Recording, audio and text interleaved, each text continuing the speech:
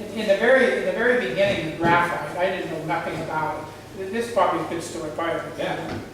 I didn't know anything about it. All I knew was that Fenwick had 3 rods,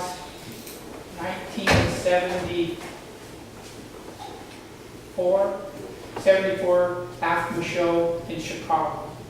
And I went over and I started and said, rods of the future. And I felt those 3 rods. I mean, and I almost passed out. I mean, one thing that I do know is a good rod from a poor rod, and these here felt like the very best rods. I mean, unbelievable. So I went back to the owners of Lima Glass and I said, we got to get into graphite. And they said, what's graphite? I said, I don't know. But I do know that that's going to be the future of this industry. So we got back and we talked about it, and first year they made any money, so they didn't want to squander it on an unknown. Well, but old Gary, he ends up the next day at the public library in Seattle. Tell me about graphite. Well, it was so early in graphite that there was one sentence or paragraph in the National Geographic that said Cortall Company of England invented a new carbon fiber, a new material called carbon fiber graphite in parentheses. That was all. That was it. It was so new that that was it. Next day, I'm standing at Boeing's in the employee line, asking everybody that comes out of Boeing's, you know anything about graphite? You know anything about graphite? Second day I was there, about halfway through it, the guy says, you was here yesterday. And I said, I will be here tomorrow.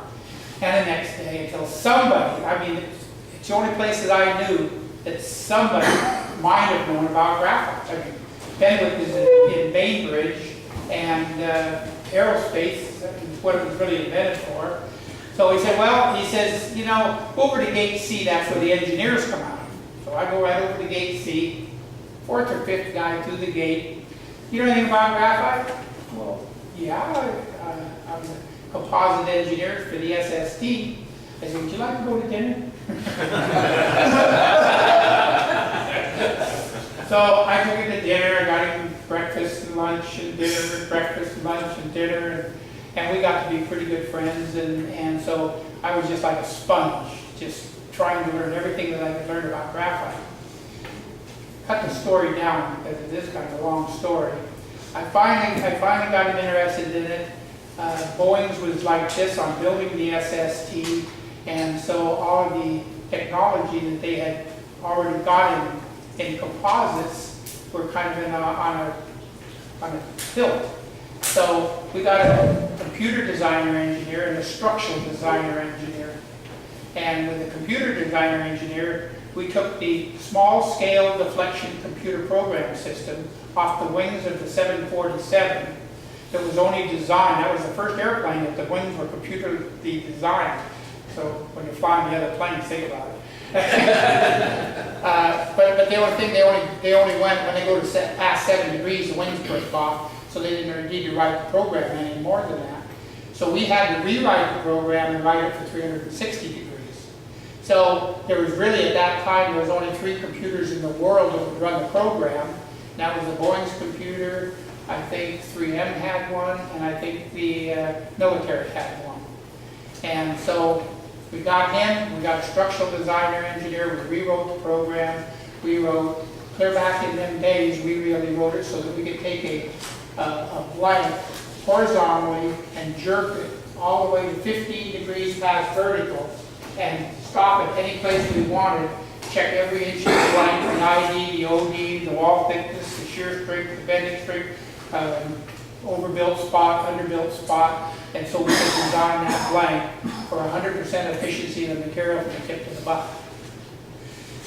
The thing was, as we got done with this and as we made the rods, they were super rods, but they were only 3 times lighter than glass, not 6 times for what Fenwick's was. Now, you know, what's going on? They said, well, this is according to the materials and this type of stuff. I look up, Fenwick has 100% breakage. Now, I get ready to go to the AFMA show, and I'm not trying to sell our graphite rods anymore. I'm trying to sell graphite. Because I had many people poke me on the chest and say, let me tell you something, Sonny. That's how long ago it was. Sonny, if Fenwick can't build graphite, you sure can. What do you know about graphite? When Fenwick I said, Fenwick could be the king of graphite, all the rods are breaking, you know? So what I did is I made a 8-inch square box out of 8-inch plywood.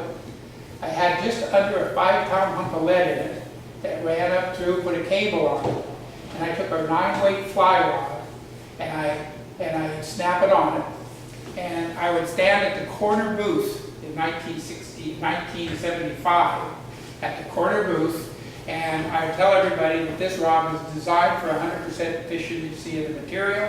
Graphite is a great material. It was designed and built correctly. If you would like to lift the weight in the box, see how much the weight is.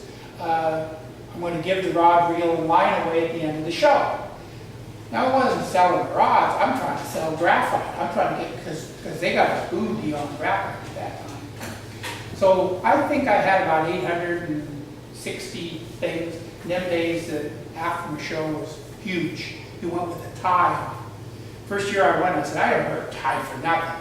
I got there and everybody had a tie. I went to the store, bought a tie, put it on. I was the only one there from a booth that didn't have a tie on.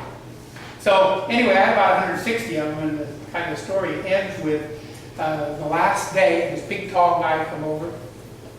I gave him the spiel, and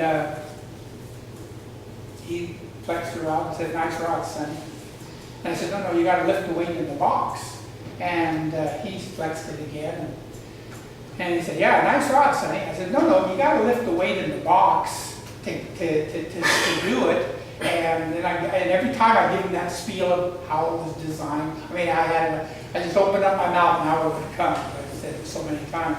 So he started to lift it a little bit more. And he started to lift it. Oh, no. Before that, he said, I don't want to break your rod. And I said, you won't break the rod. The rod will take 8 pounds vertical condition. He said, that rod won't take 2 pounds. 1 pound, I think he said, vertical. I said, no, the rod will take 8 pounds. He says, I'll bet you $100. I said, I'll bet you $500. Alligator mouth. No, I know. So he starts to lift it. Well, then I really realized this is Ted Williams, the baseball player.